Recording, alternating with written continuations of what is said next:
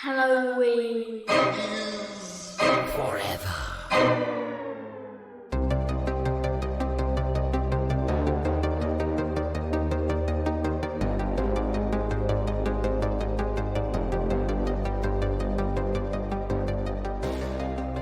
Welcome, boys and ghouls, to a fucking showdown episode of Halloween is Forever. I'm Brian. I'm Meg. I'm Steve. Let's fucking get into it, guys. I'm all business today. I'm just going to say I've been in the sun. I'm sunburned. I'm hungover, and I'm here. And my blood's angry. I'm ready to just fucking fight with you Blood guys is today. boiling I'm so mad. Ready to fuck shit up today. But guys, we are here in the month of July. This is officially, if we start, if we call this year 2, right, of Halloween is Forever, this is officially the first showdown, right? No, last year technically was, last one technically was. So yeah. I'm 1-0 on the year. What are you guys? 0-1. Also 0-1. Nice way to How about you shut up? Like, you guys are both 0-1. All right. I will say that I got the belt situation figured out, and they fixed it. They sent me more belts, so we're ready to go. I'll mail it to you. Yep. I've already got the Lucha Libre championship. Yep. That I did I'm actually, take in June. You know the one I'm giving, the Lucha Libre one, I'm actually just going to put it outside, run over it with my car a couple times, and then mail it to you. Give it that hardcore title feel. Mail it in pieces, chopped up in pieces. I mean, after that entrance on our live show, I'm just like watching you. I'm just watching you, bud. Yeah, keep your head on a fucking swivel because your boy's out here for blood in year number 2.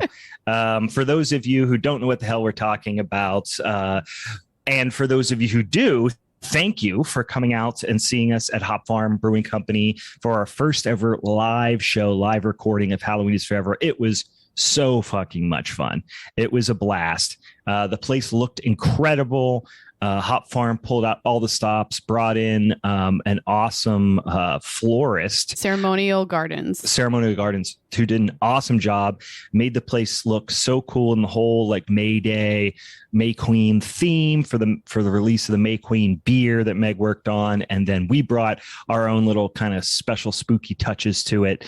I may or may not have lost 10 pounds because I was wearing a ceremonial Garfield robe. Or it was more of a onesie, a ceremonial onesie of sorts, but it did have a hood. So it was like, I do feel that it was religious in nature. Like, right. Yeah. We could have sacrificed you. Yeah. And why didn't we, Steve? Like, what the fuck? Nobody else seemed to be into it. We did get someone created that arched, the house that they sacrificed at the end of the movie too. So we could have just put him in front of it and just lit it on fire. I got that. I'm looking at it right now, and I do need to post a picture of it because yes, one of our lovely listeners and friends who came the recording, they brought a little miniature. Not a diorama. What's the word I'm looking for? Just kind of a miniature version, I guess, that they built of the sacrificial, temple from Midsommar, which was pretty fucking sweet. In any case, we had a blast. Thank you again to everyone who showed up. But we've had some fucking cool episodes recently. We had Rob Jabaz in a 2-part interview, who is the director of The Sadness, which is currently a Shudder exclusive, which they're pushing pretty hard right now, which you definitely should check out if you haven't already. And then last week was our live episode, which was super fucking fun.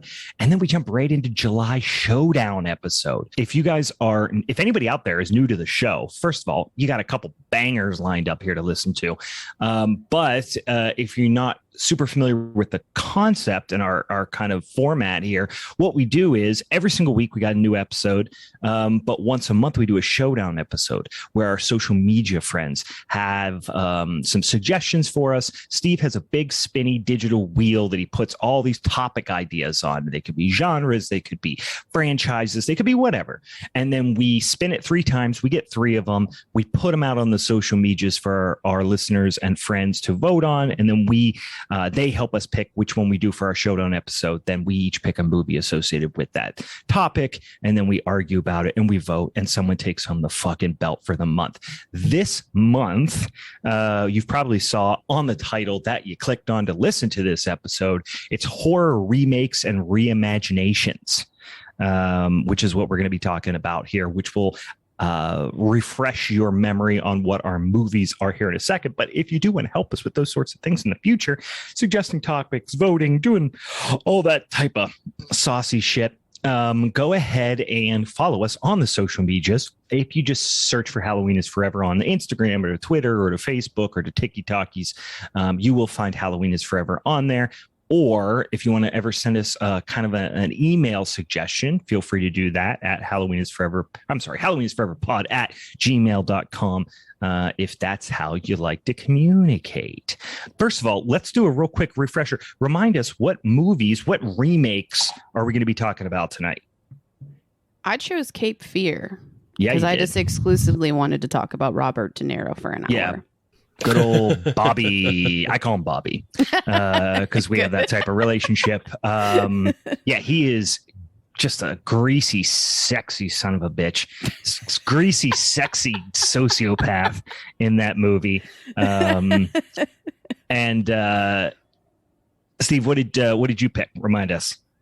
I have brand new to the year, Crimes of the Future by David Cronenberg. The old Crones. Cronenberg, yeah.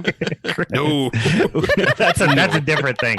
No. I have been I'm gone undiagnosed with so far, but in any case, yes, and that was the only one that I haven't watched the original of yet. And I tried to sneak it in, and I did not. I just didn't have time. Full disclosure, I ran out of time. Didn't get to watch the original of that one. I feel like you're lucky. I will be at a disadvantage, perhaps, but I'm interested to hear about it, and then I'll go watch it tonight.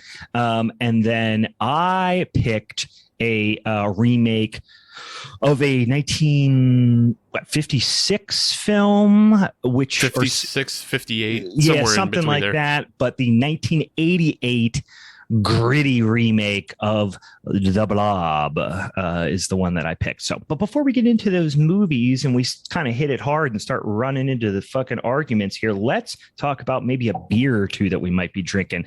I just chugged some coffee. I drank a dozen beers yesterday. And the night before that, I got into a little bit of that old Thunder Chicken. Are you guys familiar with the Thunder Chicken? Wild Turkey? Yeah, a little Wild Turkey 101 and ginger ale. Drank a few of those on Friday night. Then drank a dozen beers in the hot sun yesterday. Haven't had any beers today, so this is my first one. But I'm 4th of July weekend. It's a marathon of alcoholism for me. So what are we drinking? Celebrate here? Freedom or lack thereof. Just get wasted. Either way, it's going to get you to a better spot. And that's where I'm at. What are you guys drinking tonight? I'm going without alcohol tonight, but adjacent. I have the Hoplark sparkling hop water with Sabro hops in it. And it's actually really nice. Yeah. I'm pretty stoked on it.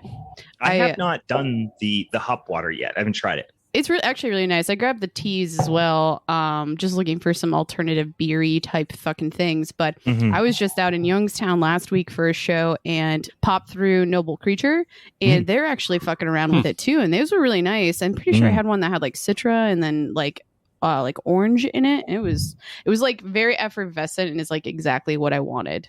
It was so refreshing. Have you visited the new non-alcoholic shop that opened up in, I think it's in Allentown, Pittsburgh? I haven't, but that's where my sister actually works. Surprisingly enough. Yeah. I haven't, but Mel, who's the owner. Your murderous Swedish twin sister. The owner from that place, Open Road, was actually at the live show too. Oh, okay. So that was cool. But I haven't been over there. What's this place about? I don't know. I've not heard Open this. Road, they were in Lawrenceville for a while, and now they're up in Allentown, and they sell exclusively all non-alcoholic liquor, wine, beer, and then all the adjacent like sparkling waters with hops and stuff like that too. So it's pretty cool. Interesting. It's like basically a bottle shop. if you don't want alcohol, but want alcohol-like things. My sister Gotcha. had me smell this tequila that she had, and the only thing I noticed, I was like looking at the ingredients. I was like, "There's like a lot more ingredients in here, and I don't know if I even just want to put this in my body." But yeah, I don't know. I'm just curious, but more so less. I kind of approach it like I want less of the like. If I want tequila, I'm going to drink tequila. But if I want something that's just close enough, I don't want it to like possibly taste like beer either, or the alcohol that I'd be looking to drink. I like to get like some of the NA, hop seltzers and things like that, and then put a bunch of booze in them. That's Shot the only of way I like vodka 'em. for you. Actually, Yeah. that might be great in something like this. So you get like the hop ginger character. ale technically is an NA seltzer. That's true. Yeah. I just drink ginger ale, pour a little thunder chicken in there. No, I get it. I mean, I don't. I'll be You're honest like, with you, I don't. But I don't 100% get it. But I just like I listen, feel like I got. I'm not trying to yuck tainted. anybody's yum. I got tainted when we tried the what's the Brewdog one on the one episode. You those are remember my butts. face. Bleh. They're That all was butts. the worst thing I've Yeah. ever had in my entire life. Brewdog sucks They ass. do. Yeah. In Can I more just than say ways that than across one. the board? Yes. They just Fuck blow. Brewdog. We're not sponsored not by Brewdog. listen, and I'll even say this because I think a lot of people get tied in with like what's the fucking like Tired Hands, for example. Oh, yeah. Everybody's like, oh, fuck Tired Hands. It's like, yeah, fuck that guy. Mm-hmm. And fuck the people who are like defending that guy and Sure. like fucking what's his name, Gene something or other. Gene Jean? Toilet. Yeah. Yeah, like fuck that guy. that be a t-shirt, and fuck please? fuck people who are insulating him and protecting Yeah. him and defending him. But like every single person who has ever worked at Tired Hands or every single person who's ever worked at Brewdog isn't him. Sure. You know what I mean? But also like fuck those companies. Mm-hmm. You know what I mean? So, but I do feel bad because sometimes, people are like a friend of mine, like, she used to work for Tired Hands and she's like, fuck, it really sucks working for a company she's like, I didn't do anything wrong. I didn't even know about any of this. Now all of a sudden I'm a piece of shit too. Like, yeah. Anyway, I worked for Founders Brewing Company for quite a while, so I'm sensitive to that too. Because I'm Right. like, I I hear didn't do you. anything wrong. hear you. I worked there before they did shit. And like, let's before I make knew it about clear any of though that too. stuff. Even like I Yeah. hear you because I like. At the same time, it's like hard to sometimes leave a job, especially if maybe you're getting well paid. It takes a you know? while. Yeah, What's so the I get same it. thing? Like, but I'm with you in the like. It's like fuck the people who are doing the bad shit, and fuck the companies or the people around them, like keeping them in place. I mean, in John's case, like what the fuck? He's kind of back. Like why? Oh, yeah, like, 100%. Why did he ever even go away? Yeah, I think it was for like a hot sec, and then he jumped back in. But yeah, no, I'm not saying not fuck Tired Hands. I'm just like every single person who's ever touched Tired Hands. It's We're like just saying if you see Jean, go kick him in the balls. spit on him, do something. But it's like every single person who ever was in a Harvey Weinstein produced film Right. isn't Right. a horrible piece of shit who supports Harvey Weinstein. You know what I mean? The people dying in Amazon warehouses aren't garbage. It's the owners of Amazon warehouses that are garbage. That's a great analogy as well. my But gosh. anyway, goddamn, let's get back on This track. is That off the Brewdog rails. NA beer sucked ass. So bad. It was really bad. terrible. Please take it off the shelves. You guys want to talk about what I was drinking? Yeah, what you got? I came into this episode fucked up, so Oh, fun. I have a bottle of Chumcharum Sunhari Apple Soju from Korea. Oh, yeah, you've been slamming soju for about 20 hours now, I think. Fucking rules. I have never had soju. Never had it. Or maybe I did and I don't remember. I don't know. But I want to know what if it you tastes need like. to, if you need to get to a place quickly, it'll take you there. Oh, yeah. It is like 12 to 17%. It Whoa. is $6 a bottle. Whoa. Yeah. is it super sweet? Not terribly, no. So like What is it? Tell me. I mean, I feel I'm very ignorant to what it is. Yeah, I just started learning about it because people were talking about like, oh, there's this really cheap alcohol that's super, I was like, where the fuck do you get it in PA? And you actually get it at Wine and Spirits. Because they classify it as imported wine. Is this like But a it's just- Mad Dog replacement? Oh, absolutely. Yeah, Mad Dog fucking tastes terrible. This tastes great. Oh. Yeah. It is. Is it rice wine? It's basically like a really cheap rice potato vodka, but it's flavored with like fruit flavors. And so like the apple one tastes basically no different than just like a Granny Smith apple woodchuck, but it's 12%. Shit. You just blast the fuck off. It's Zoom juice. Yeah. Yeah. Yeah, it's Zoom juice.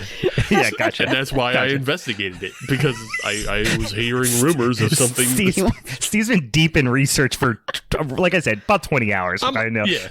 Because I saw you post something about it on Instagram. You're like, oh man, I am fucked up on soju. Yeah. It's like 2 a.m. or something. It is, hey, look, I was looking for it, and then I just got a good line about where it is, and it's surprisingly in Beaver County. So yeah, You have a soju guy. Okay. Yeah, I have a soju place. I mean, it is just wine and spirits, but went and got some, and got a couple flavors, tried them out. So far, apple is my favorite because it just tastes like cider. Yeah. The strawberry one's a little medicinal, so, but it's not terrible. It's still better than just drinking like, Pinnacle vodka. So Yeah. Yeah. I will definitely try that. This just reminded me of their place in the South Side called the Library, which I don't know if it exists anymore. Oh, yeah. I remember that. Do you remember it? The library? I remember it, yeah. We used to go, me and my cousin used to go down there, and they did a thing where it was like from 4 to 6 on the weekdays.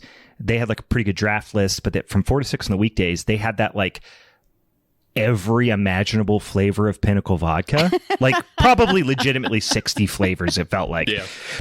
And and it was like any Pinnacle shot was like $2 or something like that from 4 to 6. Yeah. And they would mix them all together and do all this wild shit. So we'd be, like just picking shots for each other, but like, all right, you have to do bubblegum root beer. And then they'd mix them together. We'd be like, oh, fuck. And then you have to do like tomato and cotton candy or whatever. Yeah, we would just mix crazy shit together. I think that's where I first tried the Swedish Fish Pinnacle vodka. So same. Funny. Yeah, we definitely used to. That was one that was like that was a go-to. Mm-hmm. Was the Swedish Fish vodka. I feel like everyone kind of has a library story like that because everyone was super young and wanted to find the cheapest place to drink. Oh, yeah. And that was the spot to do it. Yeah, we were in like our early to mid 20s. We were just trying to get fucked up for as cheap as possible. It was great. And they had good food too. Yeah. Either the library or you go down to the White Eagle and they had rocket fuel for $20. They actually let me. They at the White Eagle. They actually did a flaming Dr. Pepper for me one time. I was like, oh yeah. I had one night. I remember I have this one distinct memory of one of the worst drunkenness I've had ever, and it started at the library. We definitely ended up at the White Eagle, and it finished at D's. And I don't remember a lot after that. Yeah, it may have had that's a straight DGen bar crawl. I love to go to. My friend from high school used to be the bouncer at the White Eagle on the weekends. So yeah, we just would get charged for like 1 in 5 drinks, and it was a lot of fun. But anyway, speaking of what I'm boozing on here, I have working my way through this Von Trapp variety pack I still have here. So I've got a little Von Trapp Helles Lager beer that I'm getting after. And listen, it's 4th of July. I'm like 6 weeks from starting to slam. Not even 6 weeks. I'm a month from slamming Oktoberfest and pumpkin beers. So I am getting all my Helles and Pilsies and all that stuff out of the way, 4th of July weekend through July. Then when my birthday hits, by August 13th, I've already drank Oktoberfest for 2 weeks. And now I'm getting into pumpkin beers. Which they've been on the shelves, a month beforehand. But, at that point, yes. I mean, I know our Oktoberfest at Sly Fox, we started canning last week. Oh, nice. Oh, my gosh. Yeah. That's insane. Yeah. You know what I want you to do for your birthday this year is just get a picture taken of you in like a baby pool with a bunch of pumpkin beers around you. Yeah. I think I could probably figure out a way to make that happen. All right. Let's get into this motherfucking set of flicks here. So your boy, once again, don't mean to rub it in, but I am currently in possession of that fucking shoulder candy. That strap. What? Because I am the current champ. Sure, yeah. First to win, first to lose. So let's go. Yeah, well, that's all right. That's all right. 1-0, baby, undefeated on the year. So we are going to jump into our reimaginations. I am going to do this. I think I want Steve to go first. That's good because I'm loaded. So let's then. Because Steve's going to fall asleep. So Steve is going to go first. Then. You know what? I'll say, Meg, do you want to go second or third? I'll leave it up to you. I feel like if whatever I say, you're going to do the opposite. No, I'm just asking you, which would you prefer? I want to go second. No, Meg's last. So I'm going to go second. You fell for it. I actually wanted to go third. You didn't know what I was doing. You sniffed out my mind games here. All right, so Steve, but either way, Steve, you're up first. Brain Wars. Right, so she knew what I was doing right away. Yeah, come on. Yeah, I didn't. Yeah. Brian, are you the one drunk here? Jesus Christ. Yeah, well, I'm the least drunk, actually. Wait, no, you're drinking NA. I'm second most drunk, and I've had half a can. Right, you also have residual, so. I know. Oh, God. So, yes, let's get into Crimes of the Future, 2022, directed by David Cronenberg. It stars Viggo Mortensen, who has become, that's become his Leo to Martin Scorsese's, that pairing. Yeah. Scorsese left De Niro in the dust and picked up Leo, said, that's my boy now. Yeah, he Should really we warn has. people there may be mild spoilers? I know you said you wanted to kind of okay. So It's spoilers good call. We're going to spoil the living shit out of these movies, I think, probably. Yeah. So yeah, we're going to spoil these movies. We'll probably spoil the originals as well. Mm-hmm. So, be aware that that's all coming. And I understand that this is a new movie, so you may not have seen it. So I can't tell you where to fast forward, but maybe you would just want to until you hear Brian start talking more than me. So, but yeah, Crimes of the Future. It is far more a reimagining than it is a full remake. Mm-hmm. But I'll also say an interesting thing about this movie is even though both the original Crimes of the Future was directed by David Cronenberg and this reimagining was, it also has the longest time span between the two films. So, if you think of Cape Fear, the original with Mitchum and Peck was 62, right, and then 91. That's 29 years. And then the two Blob movies are separated by about 30 years, around that. This is 52 years. Mm-hmm. Because I did not even know until you said at the live show. I didn't realize this was a remake. Yeah. Same. So it is, again, it's not a full remake. It's more of a reimagining. Yeah. It is definitely there are different elements in the original, but the original is far more of a student film. And it just was because Cronenberg is from Canada, and so he made a really arty student film, and I believe even the incarnation that you can watch on YouTube for free, that is been re-edited or enhanced because he added a voiceover track, because I think beforehand it was just all these weird sound cues. And Meg, you watched the film, right? Yep. Yeah, and so you heard how it's just a lot of weird sound cues of bug noises or alarms and sirens. Yeah, but you've read that that voiceover was specifically added later. I mean, I think it helped. I think it fucking helped. Yeah, because otherwise you had to figure out a lot. Yeah. Otherwise, but yeah, if you watch it, it's just so student filmy. You would have said "what the fuck" a lot without that voiceover. Right. Why are they touching their feet? There's so much feet stuff. They're also just obviously. Is Tarantino involved with this, or I just think Cronenberg likes kinks. He just likes kinks. Yeah, that's the thing. Cronenberg started with feet, and then he expanded out. Like, you get in the Crash, and then you get into this New Crimes of the Future, and you just see like, oh yeah, he's looking to really get his kinks out there. But yeah, the other thing is the original was just obviously all filmed on campus. You know, you can see just, you know, the heavy brutalism architecture that's in, you know, Ontario and Toronto, which I think is where he's from in Canada, and it's just so obviously a school. And he just found like the drama department and filmed in there, and filmed in the quad, and filmed in like their weird art structures. But yeah, the new film is all filmed in Greece. Everything is broken down, destroyed. It looks like a much bleaker future as compared to the original.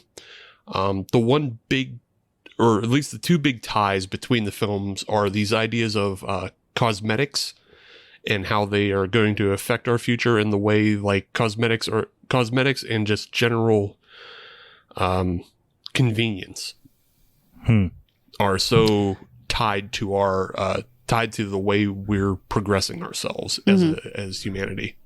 So it's sounds far less dystopian. Yeah. It's. I mean, from an aesthetic perspective, like this one, the new one was like full on Matrix almost feel to it. Oh yeah. Like this one is like, he really took advantage of everything that, like, because you see all the ships that are grounded, so it looks like the water has receded. You know, like there's a water crisis, like there's flies everywhere, so you can assume that there's just like shit rotting in the streets all the time. Yeah. And just everything is dirty, like, and nothing looks good. Like, even when they go into the spaces of high society, everything is dirty and shit. Did you take that as, I really paid it, that kept sticking with me. And was that meant to portray this idea, which they do talk to at one point, where like humans have evolved beyond, like, you know, there's a whole thing about evolution, which we won't get into yet, but it's that there is no more infection. Right. So they don't really care if things are clean. Right. Yeah, I think that's part of it. And no one can feel pain at that point too. Yeah, no pain, no infection. So it's like, who cares if things are clean? But like, you would think that people would still have some aesthetic preference towards cleanliness, but I don't know. Yeah, you would think, but I think that's also just part of, you know, the idea that like society in general has just collapsed. Yeah, like that nothing seem to be the matters case. is what I kind of took away from that. Yeah, it's really nihilistic. But then like the big arc of this is that there are still people who care for the sake of bureaucracy, essentially. Yeah. Because you have all these government agents, essentially. Yeah. Just to break down the plot in the most simplistic way, this film is, what if The Departed was really depraved? Yeah, kind of. Yeah. It's hard to really get into the plot without giving too much away, but the other tie between the original film and this is, in the original film there was a character who grew vestigial organs as part of his evolution. Right. Yeah. And that was in the original film. It wasn't a big part of it, but it was part of it. Okay, I was curious whether that was in the original. And then that's what's been really focused on in this film, is that you have, you know, this character who, like, played by Viggo Mortensen, he grows organs, you know, and it seems possibly at will, or it just happens. Yeah. And then as performance art, he has them removed. And I think he's one of the few people that can like still feel pain though too. Correct? So the way he feels pain is that he only feels pain when he sleeps. Okay. And so they've built, and there's a number of people who feel pain when they sleep, and so they've built these weird beds. They're called orchid beds, and the beds move your body as you sleep to keep you out of pain. I'm not They gonna like anticipate the pain. Yeah, Right. I was almost going to say Yeah. that was, I thought, one of the coolest parts of this movie is how they like created and imagined even the almost, I want to call it a high chair type thing, like when you eat and it does the same thing, like The breakfast. Yeah, but it's like made of bones. Yeah. Between the chair and the bed, they were the two most Cronenbergy things that ever Cronenberg. Right. Like it was just, they were so fucking Wait, cool. can I bring like, the Cronbone thing in for the high chair? Cronbone. I did say, I wrote down the biomechanical rusty flesh bed and the fidgeting bone chair are the most Cronenbergy things I've ever seen. But still, during that scene, the only thing I could think of was, who eats bacon like that? When she picked it up with a spoon and bit it, I was like, that's the most far-fetched thing in this movie. What a weirdo. Fucking weirdo. Guy's over there fidgeting around in a bone chair. I'm like, fucking weirdo eating bacon like an idiot. Yeah. So you bring it up, and like, again, the breakfaster chair is what it's called. And that, I think a lot of the naming conventions of like the way institutions and equipment and things like that, because like there's another thing in there called a ripcord, there's another thing, like all those kind of weird naming conventions also tie back into the original student film. Like a lot of the institutions are just like these obtusely named things, like the Metaphysical Import Export Company is in the original or is in the original film. So it's like a lot of just weird stupid shit. But then like the character names are also bizarre for no reason. Like Timlin and, Saul Tensor. Like they're not names that we have currently. No, well, Saul is okay, but Tensor does sound like some sort of like surgical implement or something, Yeah. And then you have like Whippet and Burst, and these just he just has like weird names that sound they're dystopian American Gladiator names. Yeah. You're going to go up against Burst and the Eliminator. Burst and Coil and, whatever else. You've got Whippet on the Assault. Yeah. Shooting the tennis balls down. Yeah. So, there are things that sound familiar, but they're also just slightly off, and you can tell that they're slightly off. And I think that is also another theme that you find in, I think it's like Adrian Tripod is the name of the main character. Yeah. And then you have Chumpkins, I believe is another name in the original. So Chumpkins. Yeah, they sound right, but they're wrong. Like just something off. Yeah. So and I think overall this movie is a good representation of just like the culmination of all of his work, Cronenberg that is.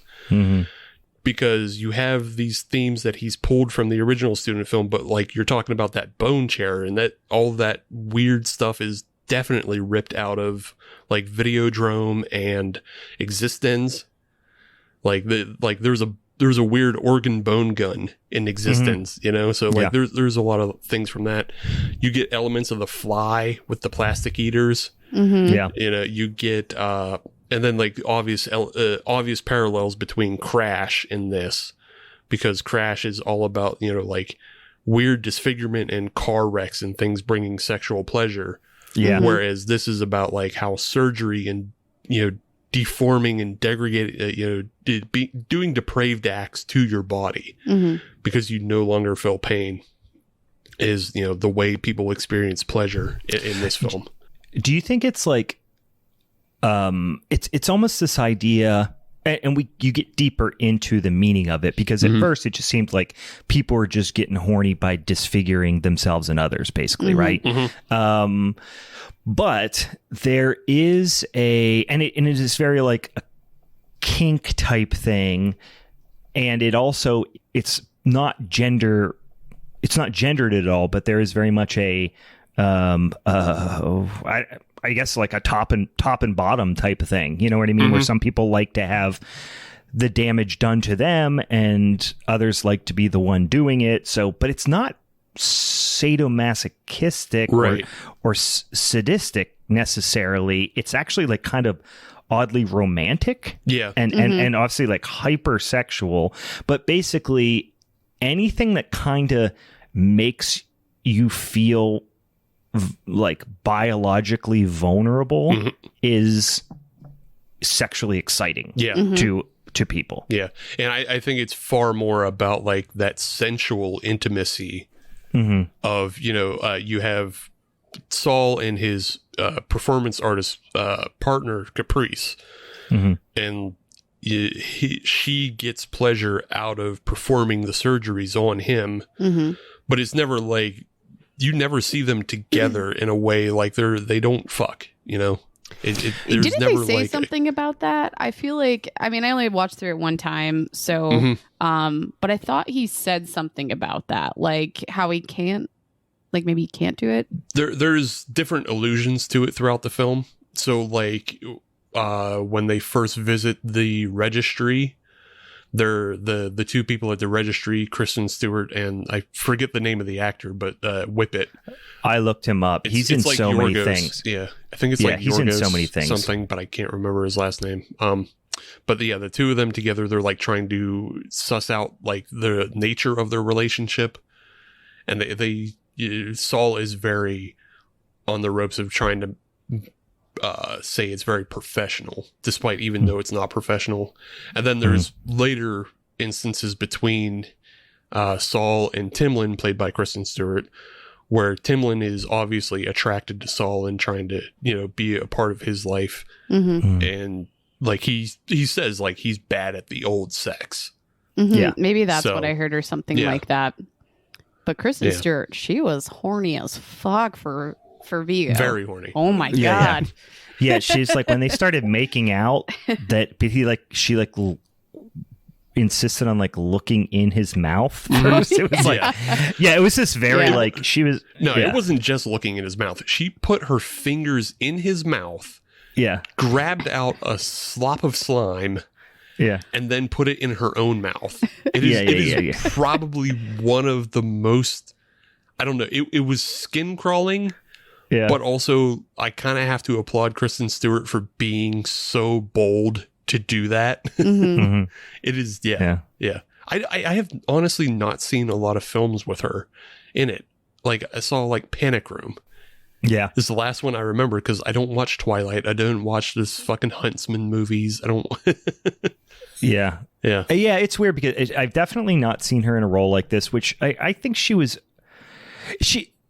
pulled it off. I mean, this is a very, like I said, I don't want to say cartoonish movie, but like everyone's character is pretty exaggerated. Exaggerated. Yeah. I was going to say dramatic, but no, like exaggerated on purpose kind of thing. Yeah. There is a real exaggeration. It feels, you wanted to say cartoonish, but actually I feel like it feels more like a stage play. The way especially like, again, Kristen Stewart, she's very like idiosyncratic. She's, you know, kind of like,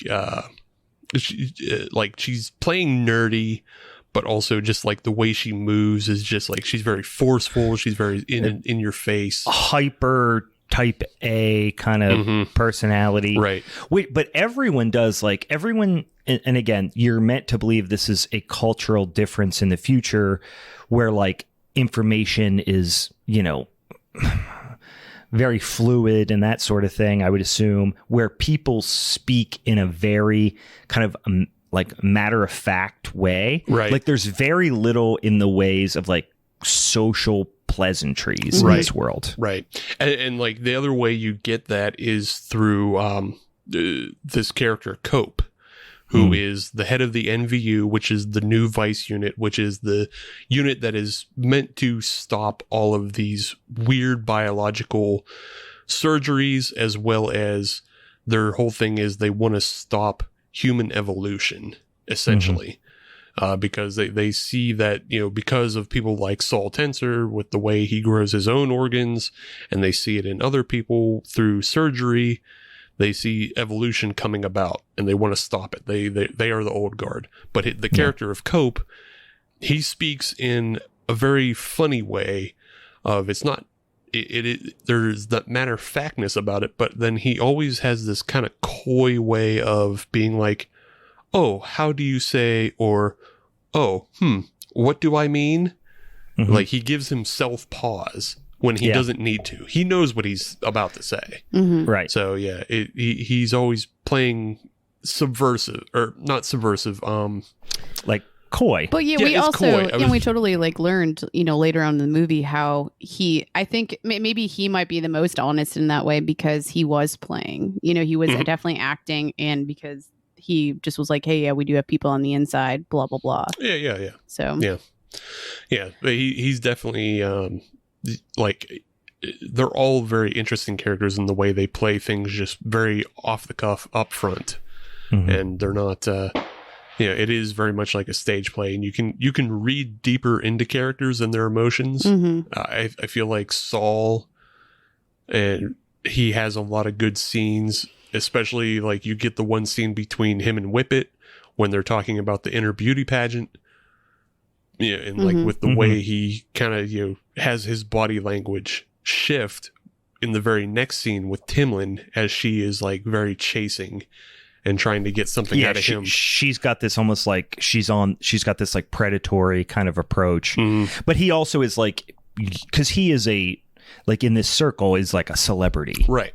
You know what I mean? Like he is weirdly like a like a sex symbol kind of for these people. So it's like he is being exploited, or is very vulnerable to being like sexually exploited, but that's also kind of the name of the game for him. So it's very strange. Yeah, and it just all leads back into like the whole artistry of it all. Is like, the art is very personal to him, but like the other part of this art is that Caprice will tattoo his organs, and then they'll remove the organ to display for everybody. And like, so she gets a part of the art, and then everybody else gets a part of the art because they get to see it happen. And then you get other glimpses of like how this world works, of like the different body modifications. You have the guy who's covered in ears, and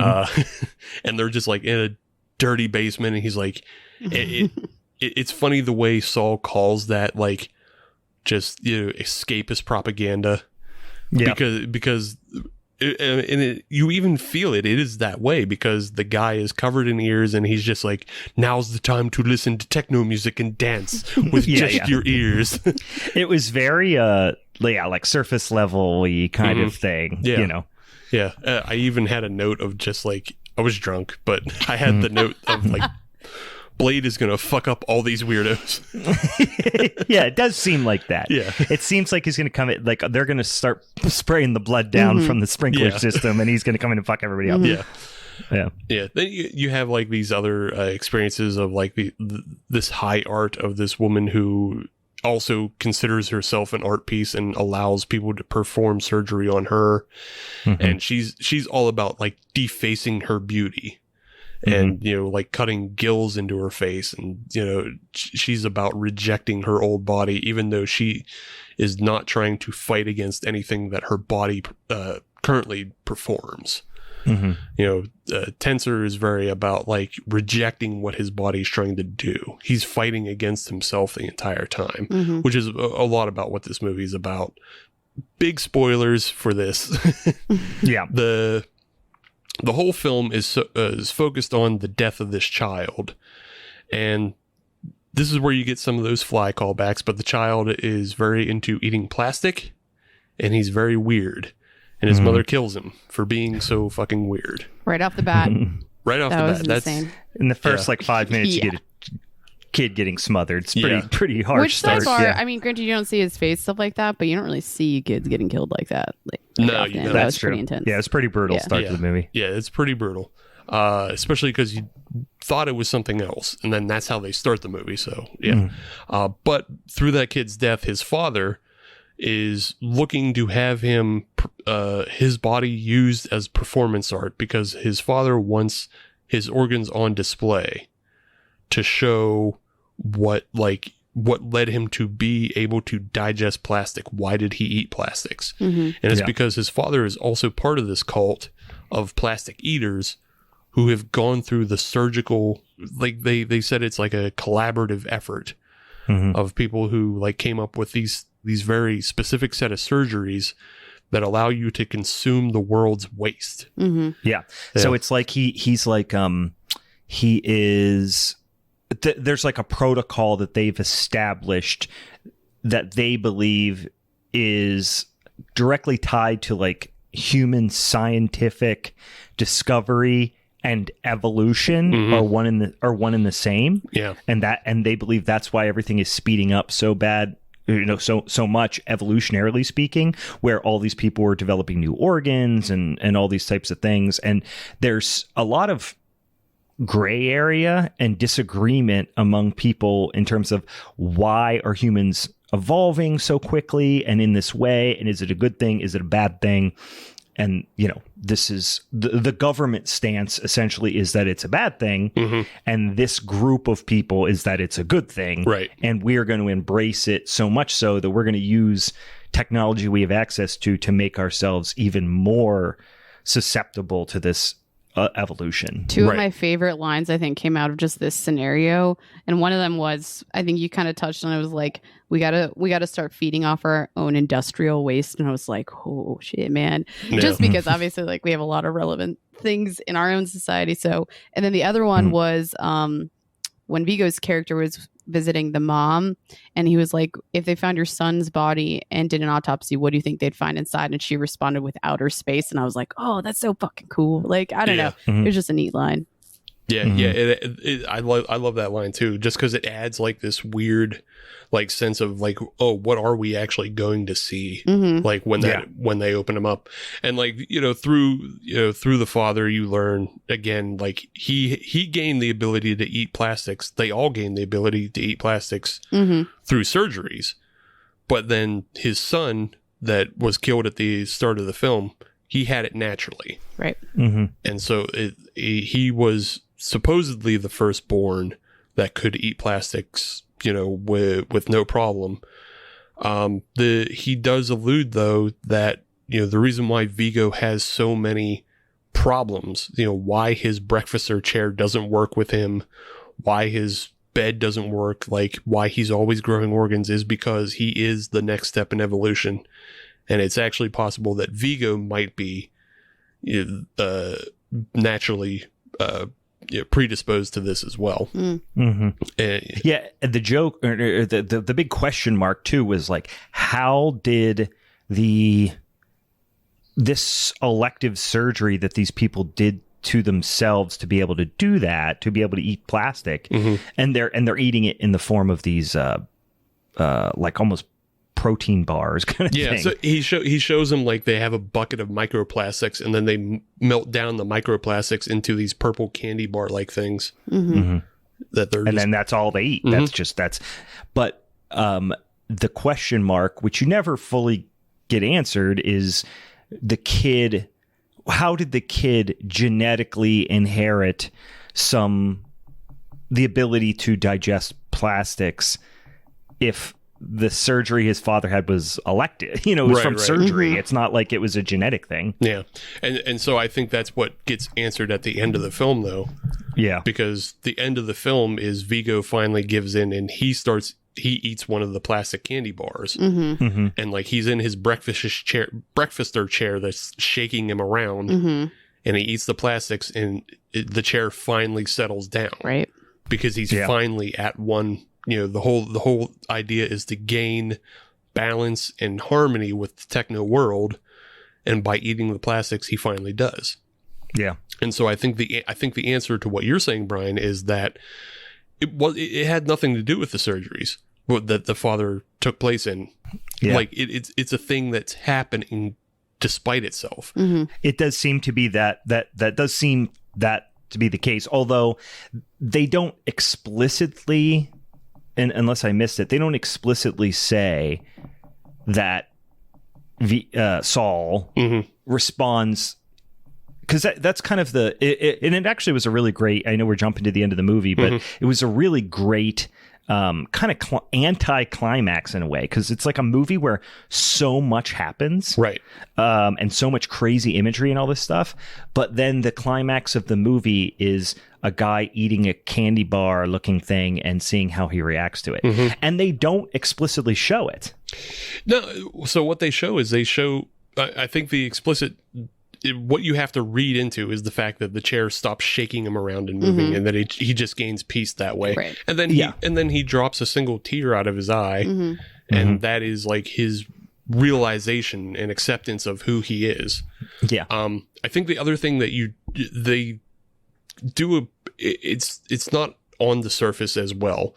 But the people who'd had the surgery who are plastic eaters, they don't vomit up the foam like the fly that dissolves the plastics the way the sun does. Yeah. But Vigo is always clearing his throat. Yeah. And I think that's because he's always producing that foam to melt down the plastics. So again, these surgeries have nothing, they're actually not tied.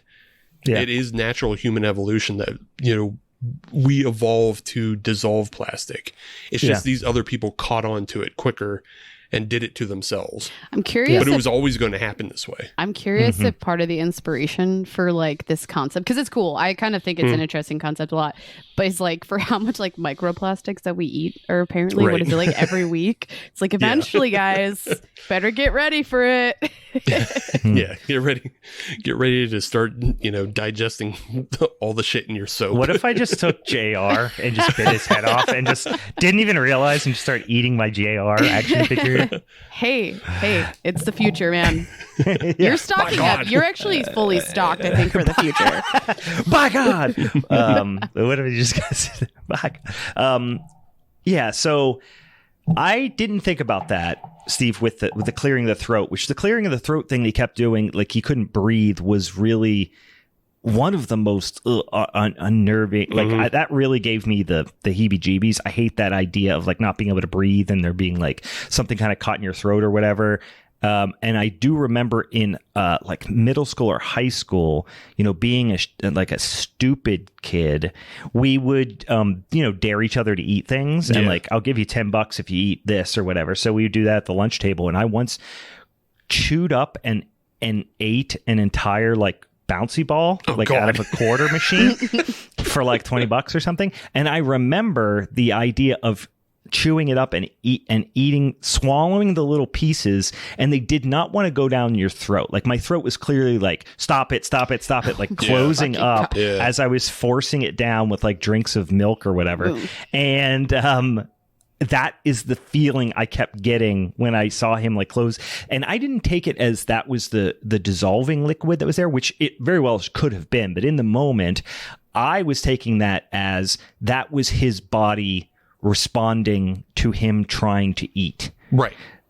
Yeah, because you know what I mean? he's trying to eat food. They were doing what the plastic, my throat was doing when I was trying to eat the rubber ball, but it was when he was trying to eat organic food. Right. Yeah. When he tries to eat organic food, it does that. But like just throughout his daily life, because he's not taking in what he should be, which is plastic. Like he's always getting that buildup of just, like slime in it or whatever it is, slime or foam. He's always clearing his throat. He's always choking on it. It's almost his saliva. Yeah. It's almost like a Pavlov's dog response. You know what I mean? When he was like, I'm hungry, so my body is producing the thing that is needed for me to get sustenance. Right. And with how many plastic things he's around, just in his daily life, he's having that Pavlovian response to wanting to eat the shit he sees. But that's weird because he never seemed to have a desire that he expressed, at least, to eat plastics. Right. Whereas, like, I mean, there are tons of, physiological responses that people who have different either various disorders or ailments or even biological changes that are happening, like where there are oh boy, where did I read this? But this idea of women who are pregnant having the desire to eat soil. Yeah. Like dirt. Getting pica. Yeah, because they eat dirt. Because it's like something about some nutrient like iron or something like that. Their body is subconsciously telling them like that thing that it sounds disgusting is actually appetizing to you right now because subconsciously your body knows it has iron and you need to consume that. So you would think he would be like getting real like he'd be hungry if he saw something plastic and like instead he has to almost like come to the conclusion on his own. Yeah. I think maybe that's just like he has the thought in his head, but he just never follows through with it. And at the end, he does that is kind of supported in the sense that he's like, all right, I'm gonna try it. Yeah, but also he kind of plays this like hero type character where he thinks he's doing something right by helping that, like, that old guard type thing of like maintaining and passing along. So he might think that even that desire is not good. And yeah, he's suppressing it in a way. Yeah. By helping the old guard and by always removing his extra organs, like he's fighting against the change that he knows is actually inherent in him. Did you mention the fact that he's undercover? No, we didn't really talk about how he's undercover working with Cope. But yeah, I mean, we already said big spoilers, so we're past that part. So yeah. He's an undercover agent who is infiltrated this like performance art for surgery world, and he's reporting on all that. But then you also, there is one of the reasons why I said it's departed but depraved, because he's undercover, but at the same time, the people who work for the Bureau are also trying to get into this world. So it's like they worship him, but they also working for the enemy. But he's working for the enemy. It's all there. I love that. The thing I like about this movie the most is when you start to dip your toes into it and start to really kind of, you start to get your head around what's happening. You're like, oh, there's a lot of like very surface level like sexual metaphors and things like that, right? But then as you go deeper, you're peeling back layers of the onion to the point where it's like, it's not just sexual, it's like bodily autonomy and everything gets confused between like all your biological functions are being shuffled around. Right.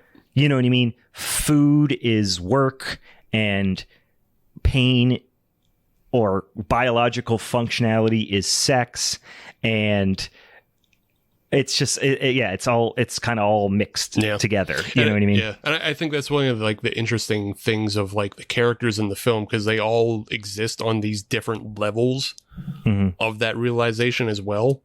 Like obviously Saul gets down into the deepest, and Caprice kind of follows him, but she doesn't know him as well as either. But then like you have Timlin, who is very much on this surface of, this surgery is sex. And like you even see like how surface level she is in the crassness of the tattoos she does on the organs at the end. Yeah. So yeah, you see how deep these different levels of people are. So yeah.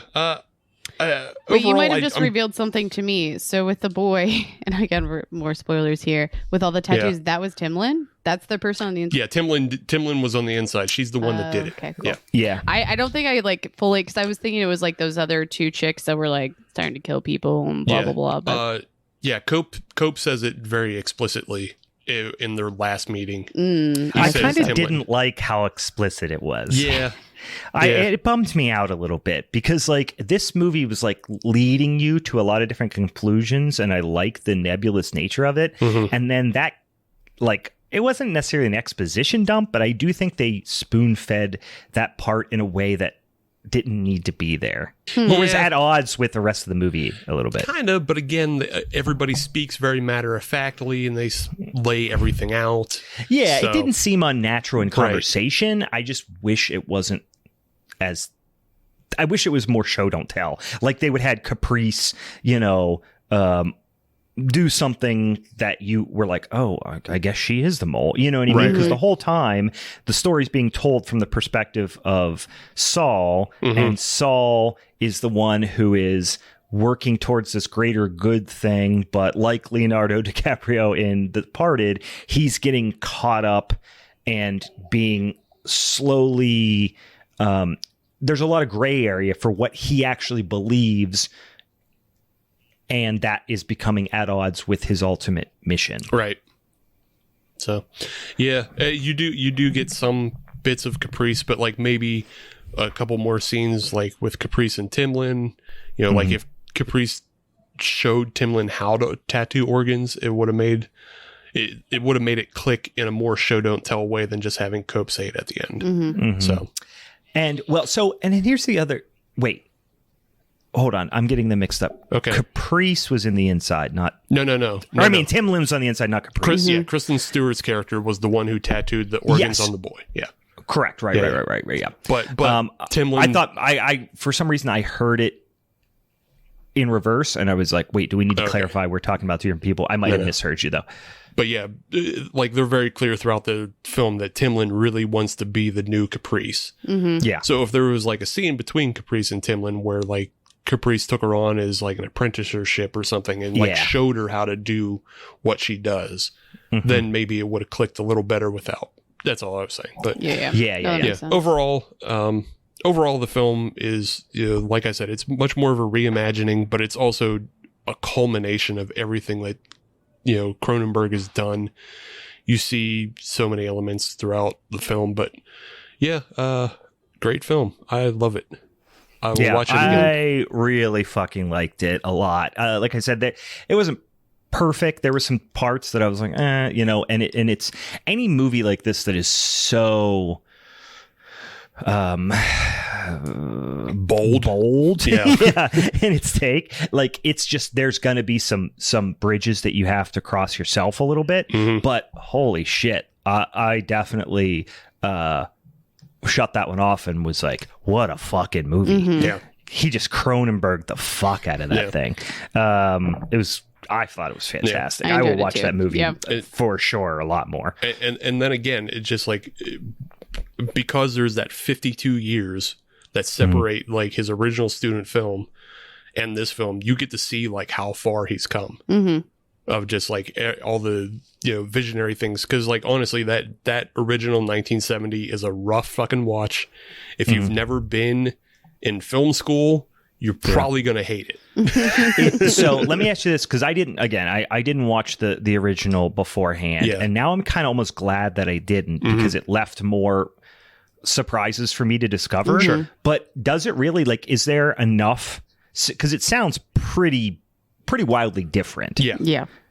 So if I would have watched the first movie, if I would have watched the first one first, would that have, like, not spoiled, but like led me to make conclusions earlier, perhaps, on certain things? No, it doesn't sound like it, right? The story is very different. It's more about like the other elements that surround.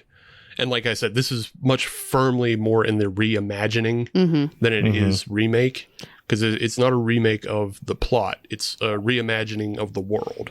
I think it'd be really cool to see like this potentially be something he would reimagine over and over again, but like do it well like this one was. Because I think you can take the idea and the stories but have a totally different story, totally different environment, and do something really cool with it. Yeah, because the original is definitely about human evolution at odds with like product and consumerism. Like that's definitely a huge part of it. And then, like I said, there's the one character who grows vestigial organs that is very obviously the inspiration for Saul Tenser. But the two stories aren't very aligned at all. It's interesting, but it does sound like a very natural progression of the idea, where in 1970 they were worried about the effects of consumerism, and now 50 years later consumerism has done the thing that it predicted. So now the waste associated with consumerism is the bigger risk, because now we're having to deal with the symptoms of the problem because we've let it fester for so long. That's a very astute way to like, it's very much, because they're afraid of like, in the original, they're afraid of like the cause, they're afraid of like the chemicals and everything in the cosmetics. And eventually what it is the cosmetics cause a disease that kill basically all post-pubescent women. Oh, okay. Yeah, so very different. Okay. But this is almost a sequel in a way. It's almost a sequel or possibly anthology in a way, but anthology certainly a continuation. Now, is the person who grows the organs in the first movie named Saul and much younger? I don't think they give them a name even. Okay, but they are younger. Right. Because everybody in the film is a college student. So what I'm saying is what I'm saying Brian's is really driving this one home this right is now. a Just go fucking sequel, watch and it, are bro. you disqualified? No, it's not a sequel. Is this a sequel, and are you disqualified? No, it's not a sequel because there's obviously women in this film. I also thought, I was like, that the remake or reimagining, when I was watching these two, I was just like, man, we can't fight them too hard because it's in theory reimagining. You want to be careful. No, I'm being an asshole. It's clearly not a sequel. I just was being a dick. But yeah, you didn't even see it. You can't. Win. I know I can't. That's why I'm trying to talk you into your own demise No, here. absolutely not.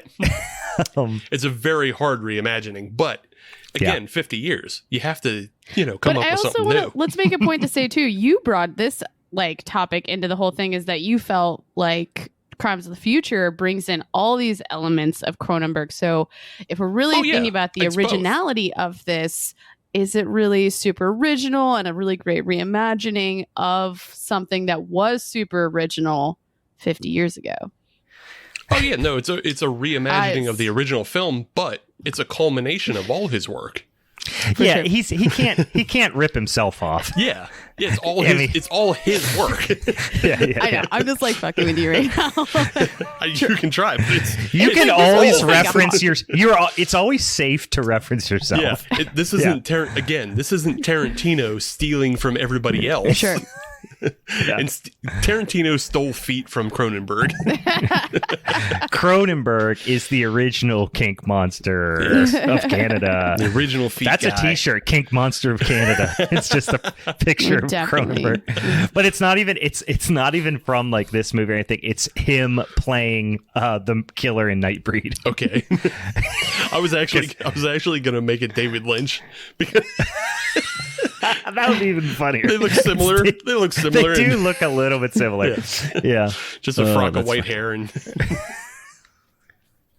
yeah. The only difference, I think, is if they just put a different nose on him. Yeah. That's the only difference. One of them wears glasses and they have different shaped noses. That's it. Yeah. Actually, what if David Lynch is just David Cronenberg's alter ego, where he just puts, when he becomes Cronenberg, he just puts one of those glasses and nose combinations on. God. And now he's Cronenberg. And then just yells. And then just, yeah. But all right. That's Crimes of the Future. It's Crimes of the Future, boys and ghouls. Continued in part 2.